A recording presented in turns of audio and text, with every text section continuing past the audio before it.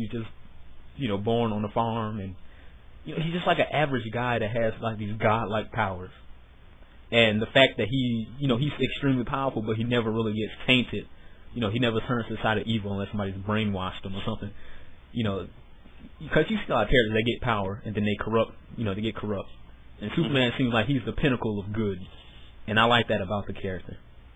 So it's not really like a lot of people just get hung up on the powers. Like, he's too powerful, nobody can beat him. I get hung up on the character pretty much, and I like Superman as a character. So I like reading them. So if they're doing a reboot and they do it right, I forgot who's writing it. Grant Morrison, I think. There you go. I like Grant. That's why I was gonna pick it up, because I really wanted to see him write it again. Is Grant Morrison writing everything DC? Oh, he's like Jeff Johns. Jeff Johns. It's like those two. Everything. Those two. Every time I pick up a book and I'm like, oh, I like this. It's like those two names. Wait, is Grant Morrison writing Action Comics or the Superman? I think it's just Superman, right? Okay. Yeah. But I'm looking forward to that. I'm gonna pick up Flash, because Flash is my favorite DC hero. Yeah. I'm gonna pick up Static Shock. I wanted to see what they do with them. Static Shock. I haven't really read that. I haven't read Static Shock in forever. I haven't read Static Shock at all. I just remember watching the cartoon. Yeah, same here. Because I was like, the cartoon was pretty good. I enjoyed it, and I enjoyed it when they tied it into like the other DC heroes. Because at first I didn't know he was a DC character really. I just thought it was like, here's a black superhero. He got dreads and he got static powers. And I was like, okay. But what were you gonna say? Nothing. Okay. We just all saying no. But after they brought in, like the Justice League, and they talking about, they had a future episode where they were like, when you went in the future, yeah, he found out Batman Beyond. Yeah, and they was like, they found out his future self is like God. Yeah, like he's extremely powerful, and he's like one of the greatest heroes. And he's bald, and I was like, okay, this is pretty cool. Cause like at first it was just him doing like little random adventures, and then with all the Boom Babies or whatever they was called, all the other people that got powers, and he just fighting crime like a normal superhero. And then they started kind of bringing in like this legacy of Static Shock, where it's like he's gonna become this great hero. And I wanted to see how that happened, but then after that it kind of ended, and I was like, okay. But it got me interested in the character. I was really interested in the show, and then I don't know, it just got kind of weird for me, and then it ended. I'm like, I want to know more about this character, so I read the 90s. It was just called Static, and I read it, and for me, it's like Ultimate Spider-Man. Like, I can't remember his name. He just died recently. He made the character. He really knows how to write like teenage characters right.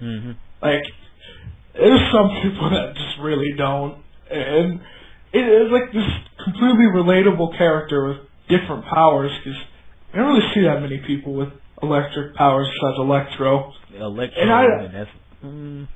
pretty much it was just really interesting to me. I read a lot of it, and then I don't know, I have to reread it, because it's been a while.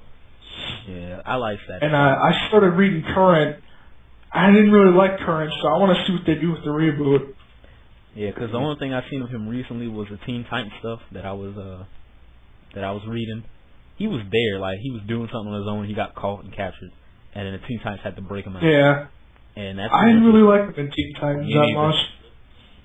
So if they doing a reboot and they reboot Static Shock, then yeah, I'm all for it. I'll pick that up. I'll pick up anything with Batman in it, because I love Batman. And I'm just wondering how is this reboot going to change everything? Why are they rebooting stuff? I don't know. I don't like Red Robin's new outfit. You got a new outfit? He has wings. Like, he has wings on his suit. Like, bird wings. Okay. Like, he raises his arms up and there's just wings on the bottom of them. It looks weird. I don't know. I just like how he is now, and because Red Robin's my favorite ongoing right now. And this reboot, I don't know. I hope it's so good. Yeah. What was you gonna say, Pillow? I was just gonna say I'm gonna be picking up Teen Titans, a couple of the Batman stuff. I know Action Comics, Justice League, and Yeah. Green Lantern stuff. Yeah. Yeah, because pretty much I haven't really thought about it, so that's probably why my answers are so piss poor. But I'll pretty much, if I hear it's good, I'll pick it up. Yeah. Pretty much. Like I'm gonna probably just look up reviews, because for right now I know that for a fact I'll probably pick up Flash, because I don't know. I don't know why they picked like the Flash to change the entire universe. Yeah, because it was like, I was kind of glad they did though. I like him too. So I was hoping that it makes him seem important, pretty much. Mm-hmm. And I enjoyed the run when they brought back Barry Allen. I read all of that, and then the Flashpoint happened, and I was like, okay, this is its own little event. Then they was like, nope, this is gonna change the entire universe. And I was like, so what now? But it should be interesting since I don't really read that much DC stuff, so maybe this might help me get in. That's probably why they're doing it. They're doing it in the first place. Of course. I hope they do it a lot better than One More Day. Yeah. I swear to God, I don't want to see Batman selling Robin to the devil so that he can get like a new Batmobile. I want your love. that line killed me. I can take your soul, but I want your love. Exactly. Oh my God. Oh man, but so hopefully the reboot will be pretty good, because I know like what Action Comics is at 900. Yeah, and I know me, I would have to read every issue, and I would be reading that for years, or I wouldn't be reading anything else for the rest of my life. I was just reading Action Comics. Yeah. So I'm all for the reboot. I haven't really seen any backlash. Like, people are all angry, because I mean they've done it before with the whole 52 universe, and like they were like, oh, 50 universes, oh, it's too complicated, oh, get rid of it, oh, we're bringing it back. I was like, make up your mind. They're like, oh, we're gonna get rid of it again and bring it back. I was like, oh goodness. So I don't know. I want to see what they can do with it, because I haven't really gotten into DC, but growing up as a kid, I enjoyed a lot of the DC comic books. I mean, not comic books, but animated shows. Because the Marvel ones were good, but I think the DC ones were phenomenal. And I feel like where Marvel is with the real life movies like Iron Man, Hulk, and all that kind of stuff, and they're playing for the Avengers, I feel like DC runs the animated movies while Marvel runs the real life movies pretty much. Yeah. So I've been watching all like the DC movies. I watched the DC Presents when it showed like the different heroes like not Black Adam, but Captain Marvel and Green. Versus I liked all the animated ones. I especially loved Under the Red Hood. Under the Red Hood, all that kind of stuff. Like I've been watching all of those, and those get me excited. Just like Hope vs. Wolverine got me excited for Deadpool. All those get me excited to read Batman. That's why I'm reading Batman and Robin. I'm finna get Batman Incorporated, and I'm reading Red Robin now because you recommended them. Got to start reading it. Yeah. All right. Toxin asks, are you excited for Dark Knight Rises? Oh, I am definitely. How about you, Philip? I still have not seen the Christopher Nolan Batman movies yet. You haven't? Oh, really? No, I haven't. I probably should, but the Dark Knight Begins, I didn't like that much because I felt like it was kind of slow, and they spent too much time trying to build him up into becoming Batman. When he became Batman, the movie kicked ass. Like that was good, but it was like, huh? Oh, I was just gonna say I respect your opinion and everything, but I really love Batman Begins. Like the reason why I liked it was because it went into his character. Like the stuff that they did, like every little thing they did in that movie, I thought was brilliant. Like Scarecrow not having a costume, but he has that mask to scare people. And you get a little glimpse of his costume when they see him with the fear gas. Yeah. And he's on the horse. And like, just all the little things they put in. Like the first time I watched it, I didn't even know Zaz was in that movie. Don't get no spoilers now. It's not really a spoiler. It's just there. So like, I didn't hate Dark Knight Begins or Batman Begins, whatever it's called. I'm sorry. Yeah. But I just think that was kind of slow. I enjoyed it more when he became Batman. Yeah. That's it. It was. I like the first one. I like the first one better than Dark Knight. But I really love Dark Knight. It's not to say that I don't like it. Like a lot of people say that with those movies, they're overrated just because they're popular. No, I don't believe so. There's a reason why they're popular. Exactly. I believe it's deserving. So, if you haven't seen them, we both give recommendations. Like, okay. Yeah, they're pretty good movies. I'll watch them eventually. But. Yeah, they're it's like a nice, realistic, kind of like Batman approach. And the only problem I have with the movies is, Batman talks like this, where it's just like, "Where's the Joker?" And I was like, it's like the only explanation I could find for it is like he don't want the correlation between Batman and Bruce Wayne. Yeah. But it sounded like Batman need a cough drop. Like, come on. I was like, that's not necessary. Just make your voice like the Batman animated series had it good. Kevin Conroy's voice. Yeah.